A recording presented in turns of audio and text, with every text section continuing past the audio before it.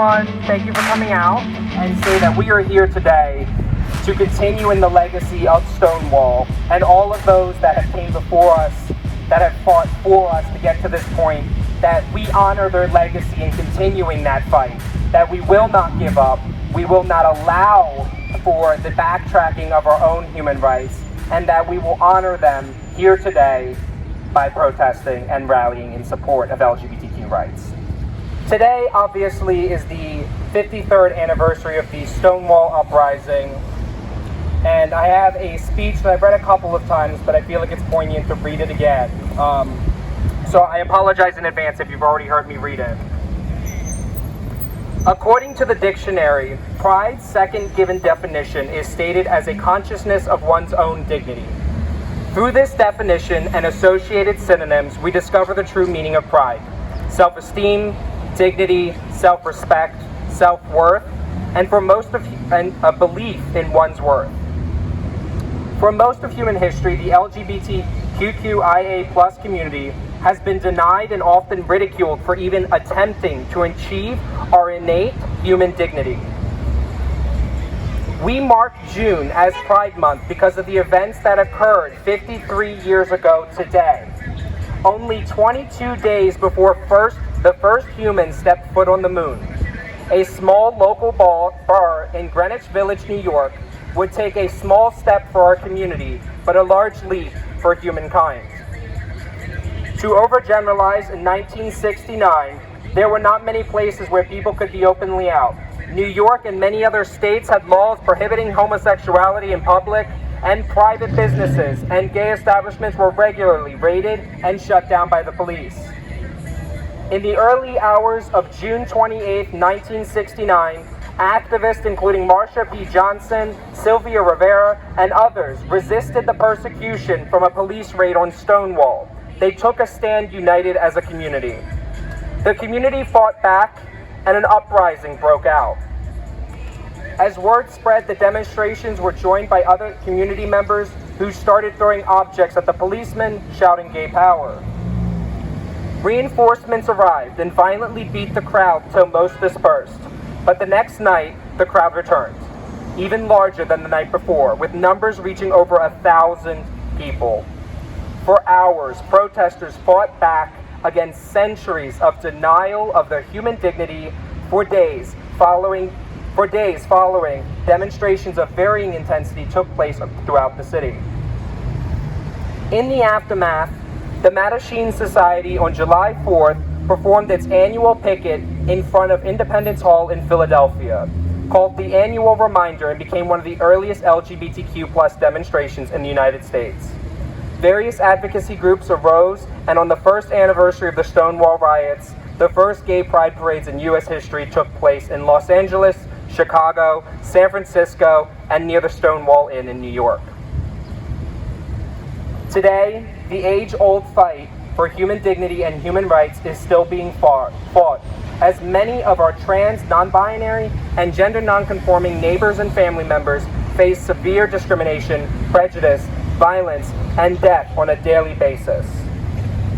And this struggle has only just begun, as some in this country would like to drag us backwards, Supreme Court, and would like to deny us of our rights that have been hard fought.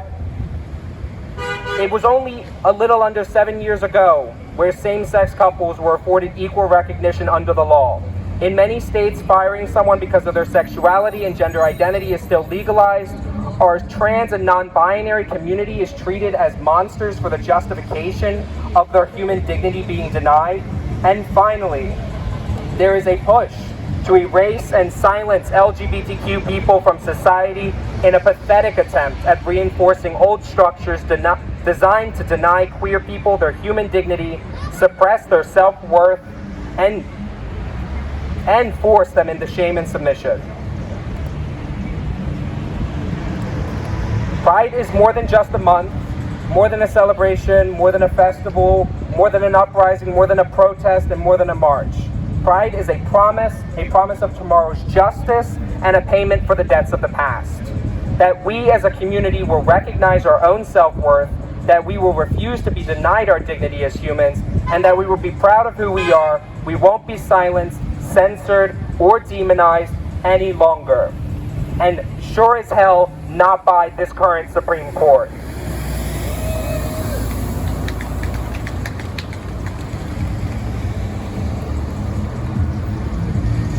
I will leave you with this quote from Marsha P. Johnson, a lead figure and activist during the Stonewall riots. History isn't something you look back at and say it was inevitable. It happens because people make decisions that are sometimes very impulsive and of the moment. But those moments are cumulative realities. Thank you.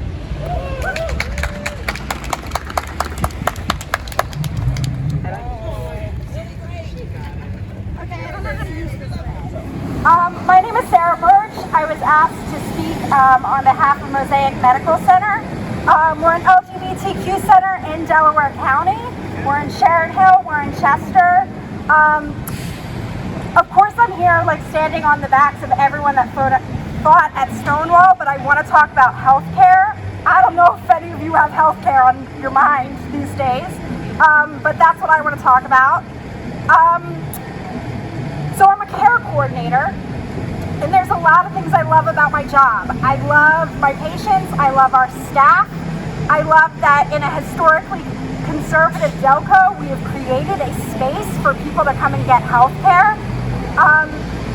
But being a care coordinator, there are a lot of things that enrage me and frustrate me every day, because 99% of my job is making sure that people get the bare minimum. 99% of my job is making sure that people get basic health care. That's my job.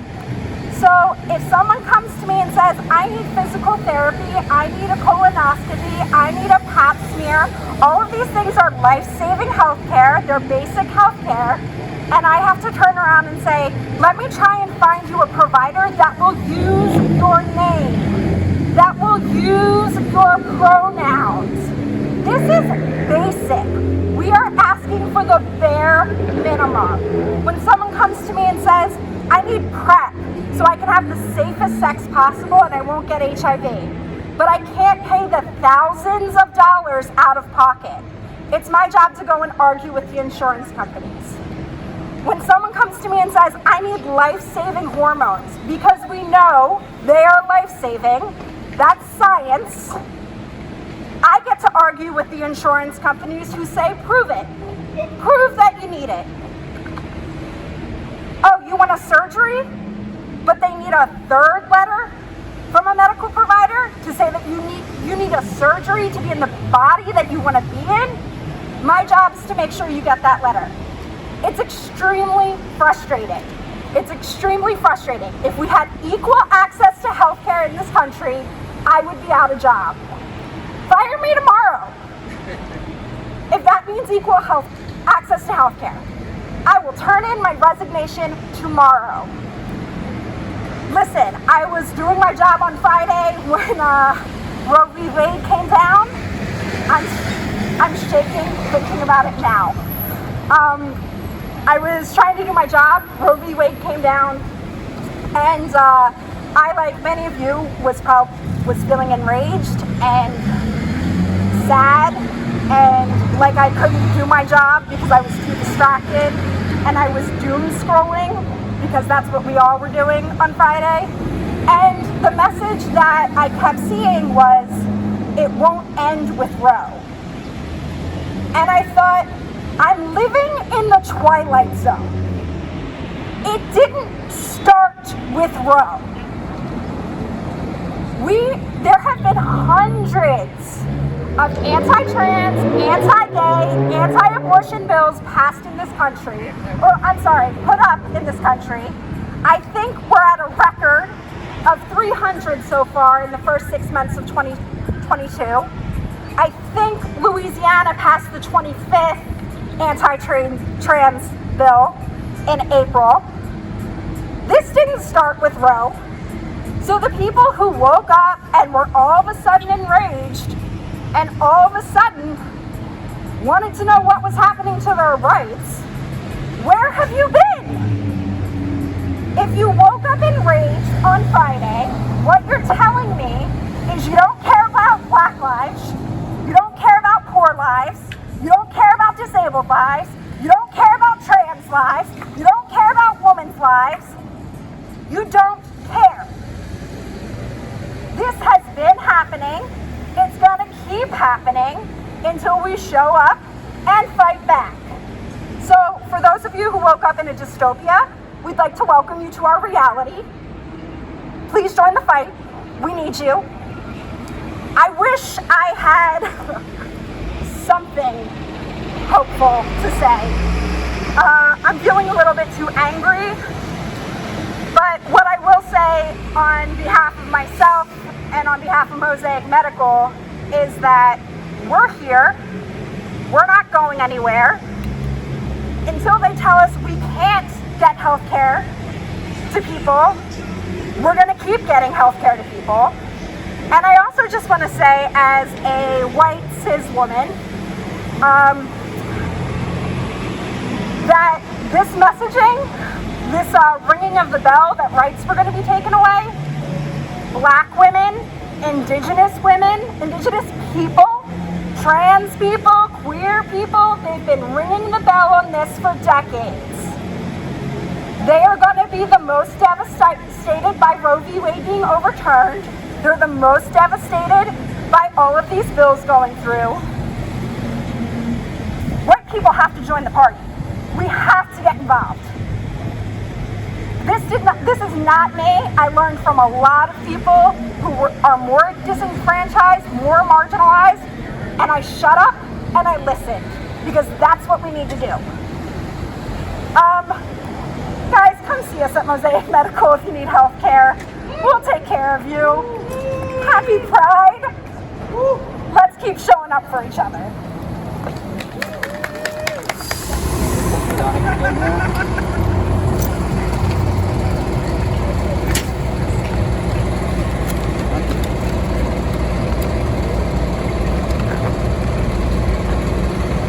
Hi.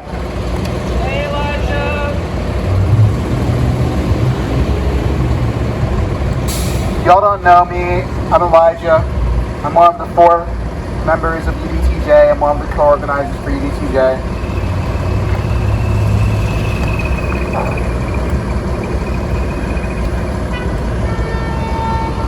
Honestly, I don't know what else to say other than just find your local Black, queer, trans person and just give money to them. Just go and give money to them. Whether it be in your family, whether it be in your friend circle, just go give money to them.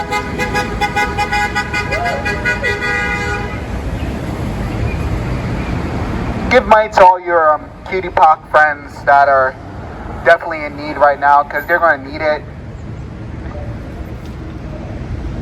They're definitely going to need that money sometime in the future when the police start raiding gay bars again and start removing people from the streets, taking families off their homes and moving. Yeah.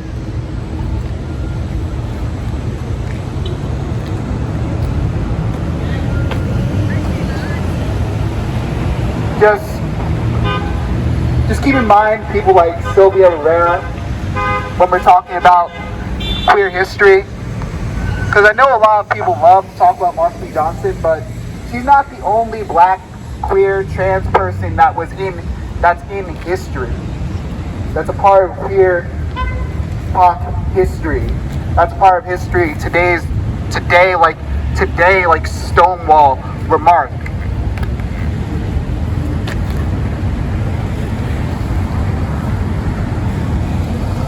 Because days like today were built on confrontation. They're built on confrontation with groups like that school that's right down the street. That Israelite School of Practical Knowledge. That school that's built on segregation and internalized homophobia of black people. Because we were taught homophobia by white supremacy and white patriarchy. And I sit here today, I'm just tired. I'm tired of having to deal with the backhand conversations of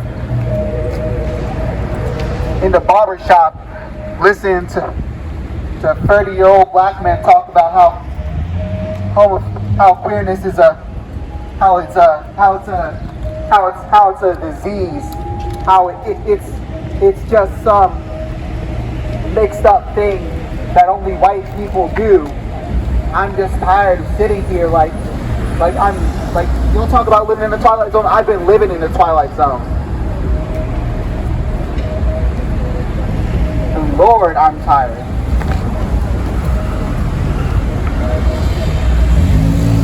I don't believe in bills. I don't believe in making a change that way. I only believe that we can take care of ourselves and that we need to take care of each other, and y'all all here need to look over all of our cutie pop friends a little bit more, because I know the black people here don't really care. So unless they do, that'd be cool. That'd be cool, y'all. But I'm just tired, so at the end of the day, just give money to your local black, queer, and trans person, because they gonna need it. Thank you.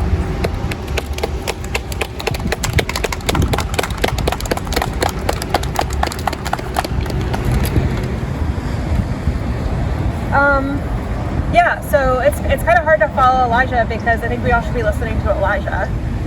We lack investment in young leaders that are going to actually open our eyes to the things that need to change. We lack understanding of history, and understanding what has happened before us and how that history is repeating itself. And ultimately, that's why we're in this moment. We knew last week and this week and all the weeks to come were coming in some sense, and that doesn't make it any less painful. Like a slow-moving train wreck, our rights to control our bodies and our lives have just been crushed. But for so many of us, they already were crushed. They already didn't have those rights to begin with. We knew this was coming, and not enough was done to stop it. We didn't speak up enough about the Democrats who undermined abortion rights, queer rights, economic rights, labor rights. We didn't challenge our family members enough when they made ignorant comments and voted incorrectly.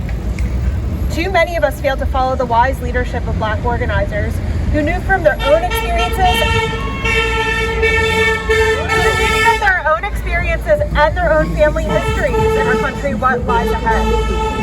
We didn't use the power we had effectively, but opponents to our existence did, and that's why we're in this moment. The very biggest challenges of our lifetimes lie ahead, because the abusers of power who currently rule over our lives, our bodies, our families, and our futures. They believe that states are incapable of regulating guns, but they believe that states should regulate our bodies. They believe wearing a cloth mask is a human rights violation, but they are about to outlaw contraception. They nominate rapists to the Supreme Court and presidency, and next week they will seek to outlaw gay marriage, queer relationships, and queer families. We're not sure when that Supreme Court case is going to come up, but we know it's coming. They believe Miranda rights are optional, and they believe that Donald Trump leaving office was optional. These are not legitimate forces. This is not a legitimate court. These are not legitimate laws, and unjust laws must be broken.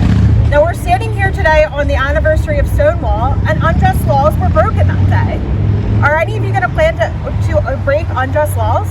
Are we going to do that at any point? Are we going to disrupt systems that cause harm to people? Or are we just here to have a little party? I'm being dead serious here. We're re-entering a world that so many already were in. I can't say it as well as Elijah did, but that's just the truth of the matter. We're entering a world where your miscarriage, where your abortion could be a crime. We're entering a world where having a partner or being in a relationship with someone you're not married to could be a crime.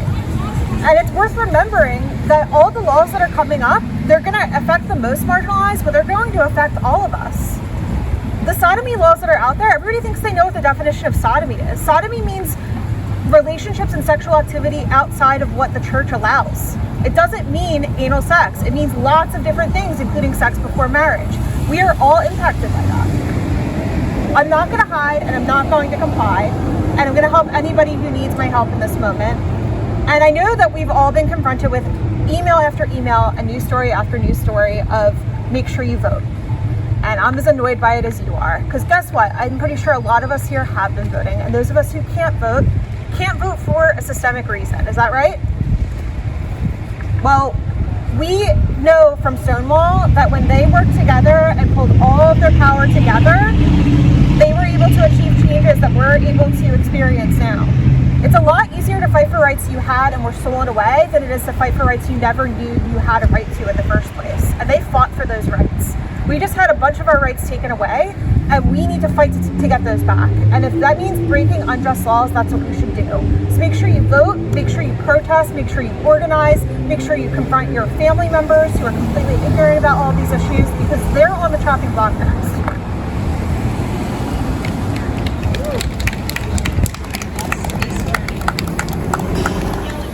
I can do that. I'm gay. My one setting is loud. It's my only setting. Hello everyone, my name is Chris, and one of the reasons I came out here today is because, as I know some of those who might use TikTok have seen a speech given by Sylvia Rivera 4 years after the Stonewall uprising, where it was a pride event.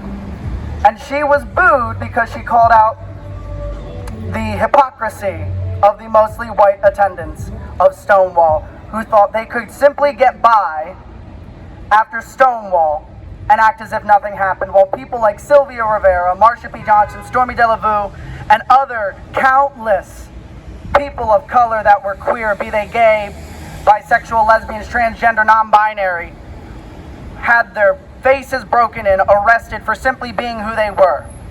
These people who stood in privileged communities and privileged houses where their families could simply buy their safety and hide anyone who dared to come out against them and keep them safe, while people in their own community lived on the streets and were beaten for who they were, kicked out of their homes for who they were, treated as less than for who they were. And all they could do is look this woman who started their movement so they could finally get a little piece of equality without mommy and daddy's coin, and booed her as she spoke the truth of what she had to go through to get there. I won't let that happen again, because a movement, be it civil rights, women's rights, queer rights, is not built on one group. It is built on intersectionality of multiple groups working together to achieve the same goals. A queer person stands for a woman's rights to choose because their trans and non-binary family in the LGBTQ community has to depend upon abortion rights and women's rights for health care to live. A queer person stands for the civil rights of people in BIPOC communities because that's their family. And if you dare let your family come under attack and be killed for nothing more than being who they are, then what the fuck are you doing in the LGBTQ community? If you're going to let someone in the community be killed because of the color of their skin, then you're simply going to allow them to be killed because they're a trans person. I'm sick of people in this community that I know who simply think sharing a fucking article on Facebook talking about, from the HRC, talking about the lives of trans women that are lost. Do something to fucking protect them instead of just talking about it. Do something. Because if you don't, you're nothing better than the white people that looked at Sylvia Rivera in 1973 at Pride while she spoke her truth of what she did while they sat at home and booed her. And it's sickening that it still happens to this fucking day. That we have a community that would rather cannibalize itself than give up a little bit of its comfort. Fuck privilege. Don't use it to save yourself. Use it to help those who can't.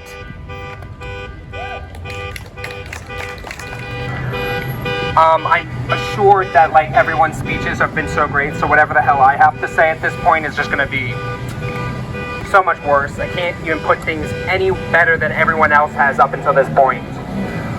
What I will say is that us as a community are on a precipice.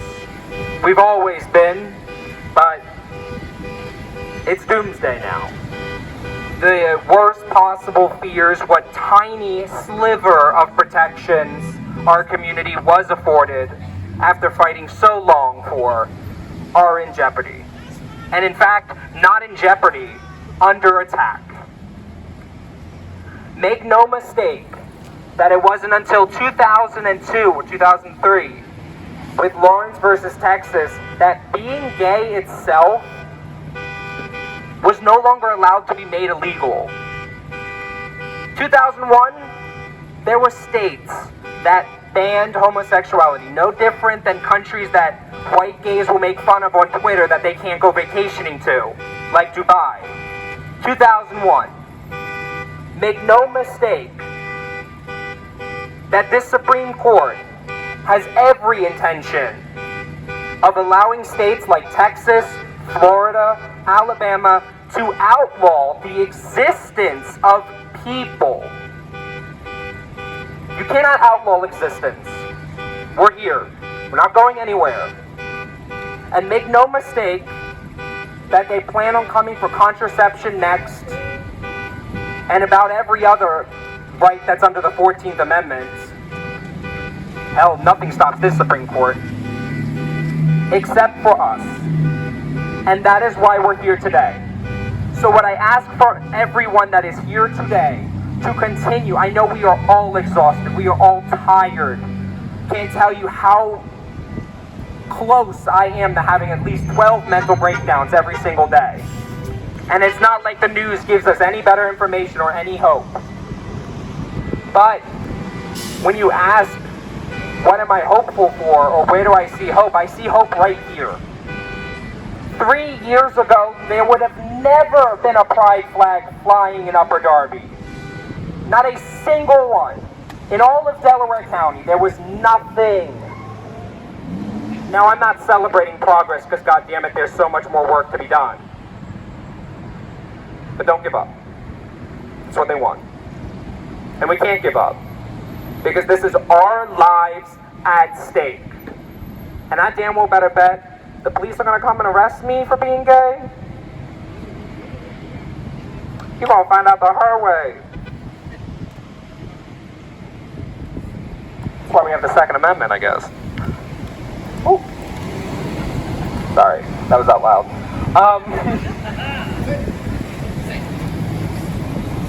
I'm going to lead us in a few chants just to kind of, lift some spirits, but if anyone else has any other comments that they would like to make or say anything out into the ether, scream it out into the community, I know we're all on the verge of screaming. Please, by all means.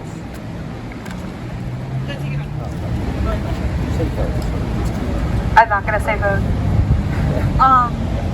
Each one of us has power, no matter how powerless we feel. No matter how powerless we feel, we all have power. That power needs to be inflicted upon the powerful at every single level. So that includes the folks behind me. All of us who live in Upper Darby Township or whatever municipality you live in, gay rights, trans rights, abortion rights, all the things that are under attack are a matter of policing. You need to work with your local municipal government and ensure that they are doing everything they can to create policies that will not comply with unjust laws. And if they won't do it, then you should run for office. I promised I wouldn't say vote, but you all should run for office. Goodbye. Say this. I think it's really important that we call all this bullshit out for what it actually is, which is fucking, I'm sorry, I'm swearing a lot. I've been doing that recently. It's Christian fascism, and that's what they want to force on all of us. And that's what has been the agenda of this fucking country for 300 years. So, I'm sorry, again, I'm angry myself. Doug Mastriano has been pushing this bullshit for so long, but he is not the first one to do it. This has been going on for a very long time. It's been in all of our homes, it's been all of our bedrooms, it's been everywhere. It's in our families. If you are, like me, a white person with Christian family, you have to call it out. You have to rip up your grandfather's mail when it comes. You have to call it the fuck out. I was at a protest yesterday with a bunch of white women saying, if you don't bring it to my front door, you're allowed to say whatever you want. You have to stomp it the fuck out wherever you see it, because it's here in Delaware County, and it's not okay. Because if they're not talking to you, they're talking to each other, and they are planning shit. They are planning to come to these kinds of places and attack people, attack vulnerable people, and they can't be allowed to do that. There's a quote that I made Sarah Google for me like a week ago, and I always forget it. It's by Mariam Kaba. If you don't know who she is, she's amazing. She's a prison abolitionist. Again, No Cops of Pride has been mentioned before. I'm gonna butcher this quote. It's, when they go low, you stomp them in the fucking neck and tell them you mean business, because politics is about power, not about affect.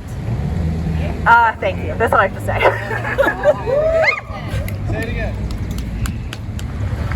Mario Cimino, used to be on council in Morton, pushing for my successors there to pass an ordinance like Radnor did, but it's got to be several steps further, because it's got to say our municipalities are not going to aid and abet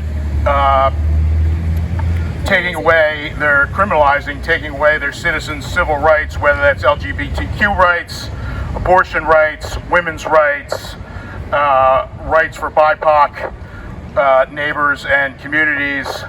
And basically we need everyone to do that, so let's just let anybody that happens to be in the building. And I saw Scott floating around somewhere, so we should be able to get the message across. So I'm here now. All right. So we need this to come up in Upper Darby Council this month. Scott, if you're listening. And we're not going to deal with any silly infighting as happens on a lot of ridiculous issues right now. This needs to be front and center, and we expect it to pass unanimously. Lisa Buscaglia and Ms. Wagner and what's the new guy's name? I don't even know. But Andrusko, yeah. You better be along there with it unanimously, or and Burke. Yeah, the oddball wing. Yeah, put aside whatever's going on with you, because we need you to pass this unanimously, and you darn better get it done. And I will trust Barbara Ann will proudly sign it when you do. So let's get that on the agenda for this month, all right? And one other thought. This came up in a discussion I was having just a day or two ago. We were talking about executive orders. Well, we need some executive orders out of this administration, and let's push the envelope. And you know what? We can debate whether they're going to stand later, but I want to see these the broadest executive orders in order to protect people to come out. And, you know, from this administration. That's what we elected them for, and it needs to get done. And I want to invite the Vice President in particular to come here for a canvas kickoff rally to fire us all up, but only on the day that the President puts out a broad executive order protecting all our rights. So that invitation stands, and I hope to see her here in sometime during the summer and kick us off to move the ball forward in November. But we need action to do that. I had this debate about, you know, it's too late for that. Well, it's not too late for that. Do everything you can at the executive level, and I don't care if the legislation's not going to pass. I want to see the people that we work for putting out and fighting for the legislation, and we will fight with them. But we need to see action, and we can't be seeing them kind of just mailing it in. And I heard another interview with, unfortunately, the Vice President today saying, well, if we don't have the votes, why do it? Well, do it anyway. And then come here and tell us about it and fire us up to go out and elect the people that we need to make it stick in November. Thank you.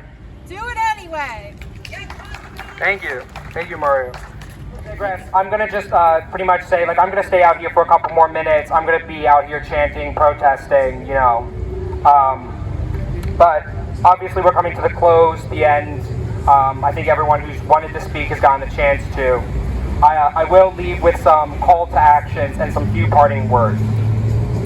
Now, starting off with, to all of my friends that are leftists, if you practice and believe in harm reduction, you are obligated to vote. It is the bare minimum, okay? It is not the solution, but it is the bare minimum. So if you believe in human rights, if you believe in equality, and if you have friends that are dependent on human rights and you're not voting, don't call yourself a fucking leftist. And don't you dare say harm reduction. Don't ever let those words come out of your mouth. Because it's always the people on Twitter in the cities that have a lot to say about ideology, when the truth of the matter is communities and minority communities out here in the suburbs, out here in rural Pennsylvania, out here in Nebraska, Idaho, out here in Nebraska and the rural states, guess what? They need your votes. They do. They do depend on you. So when you are on Twitter and the next time you think about posting saying, oh, well, don't vote, it's useless, remember you could be discouraging someone else from voting that needs to be voting.